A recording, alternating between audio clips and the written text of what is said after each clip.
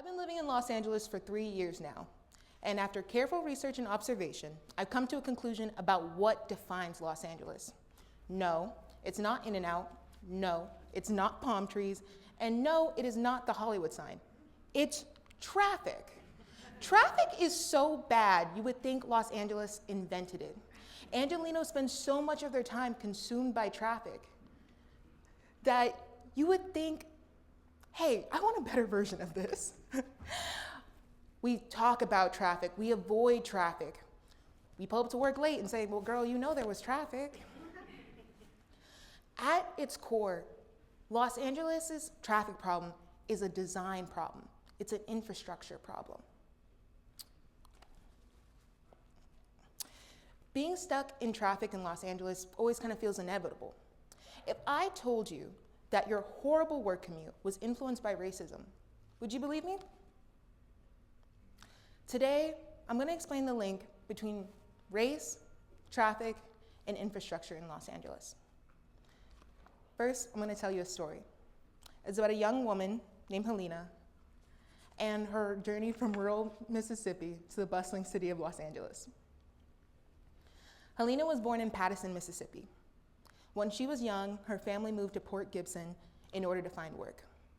At this time, there weren't a lot of options for Black families. It was either cleaning somebody's house or working somebody's fields. Eventually, her family found a home on a sugarcane plantation.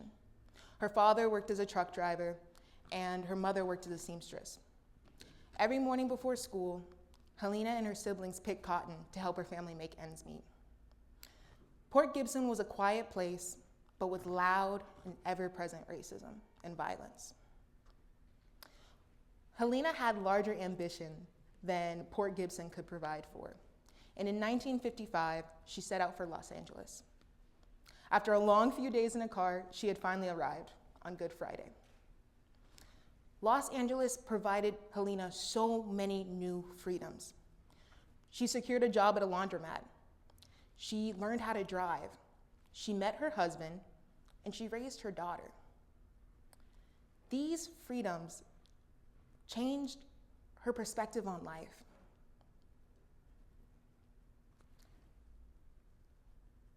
But in Los Angeles, even these freedoms had limits. Because of racial covenants and redlining, Helena was denied the opportunity to purchase a home on the more desirable part of town.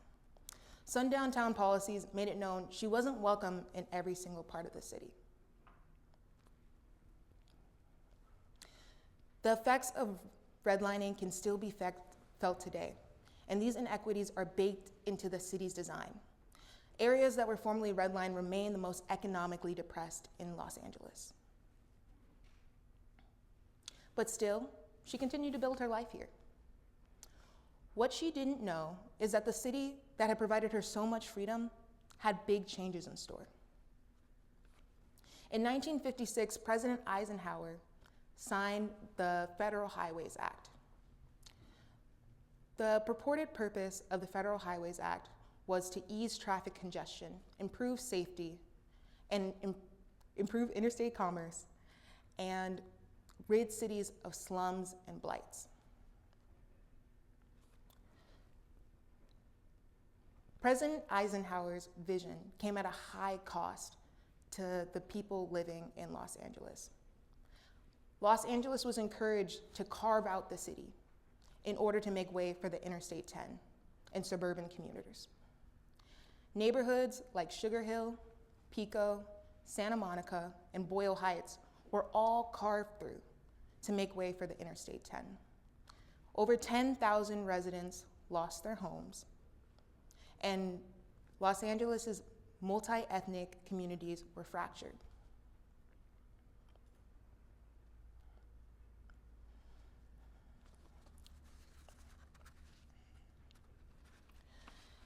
Helena still lives in Los Angeles. Because of the aggregation of autocentric infrastructure in Los Angeles, she's homebound when no one is available to drive her. This is a harsh reality for a woman who spent so long trying to build a life here. Unfortunately, her story is not unique. For elderly people across Los Angeles, Limited mobility is just a reality. So family members are faced with the difficult decision. Do they allow their family member to stay in their home, autonomous and independent, but potentially neglected? Do they allow them to keep driving at a potential danger to themselves or others? Or do they strip their family member of their autonomy, of their independence, and their community? At large, we demand that buildings be compliant with ADA so that people with disabilities can navigate the public space. But on a broader level, we keep building infrastructure that subordinates all other forms of transit. In Los Angeles, car is king, and owning a car is the standard, not the exception. I think we can do better. Fortunately, groundwork is already being made. The state of California has, the state of California has made significant progress in this. SB 9, the California Homes Act, legalized duplexes in single-family zones so we can build more housing in the city so there's less commuting. AB 1287 is a density bonus law, meaning that buildings are incentivized to keep affordable housing units when they're building. AB 2097 builds housing for people and not cars. It gets rid of parking mandates that increase prices and take away potential homing units. And the Citywide Housing Initiative program incentivizes the city to keep permits rolling quickly. All of this helps decrease urban sprawl and helps our city feel more alive. But I think we can do more. Looking forward to 2050, I have 3 suggestions for the city of Los Angeles. Number 1 is to permit rezoning of the city. Currently, 73% of the city of Los Angeles is completely zoned for single-family housing. That means the amenities, the jobs, and other resources are all locked in that area, and people are forced to live farther and farther out. A change in this would dramatically increase the livability of this city. Number 2, I would suggest amending ULA. Initially lauded as a mansion tax for the city of Los Angeles, it actually applies to all sale of real property, meaning that a strip mall and an apartment building both receive the same sales tax. But this doesn't make sense because what it does is disincentivize building a multi-unit family housing over 15 units. We are in a housing crisis, and it's absolutely necessary for us to build housing right now.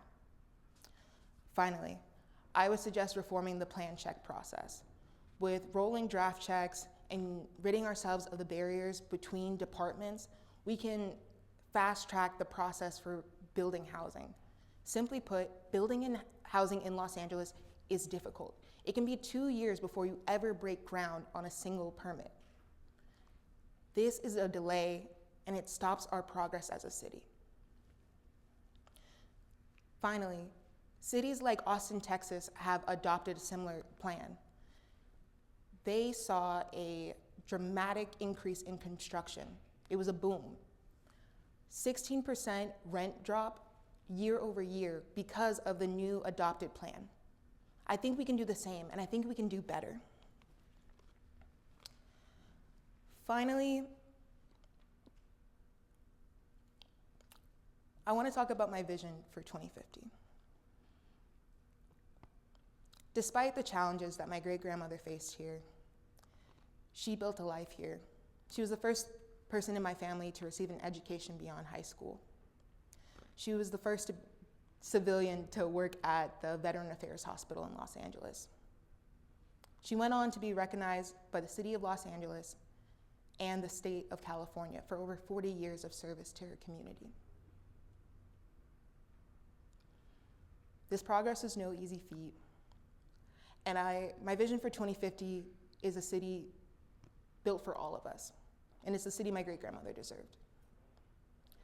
I want to build a city where housing is available for all. To be independent, it does not require a car. And car dependency is just in the past. It is no longer the status quo. Thank you.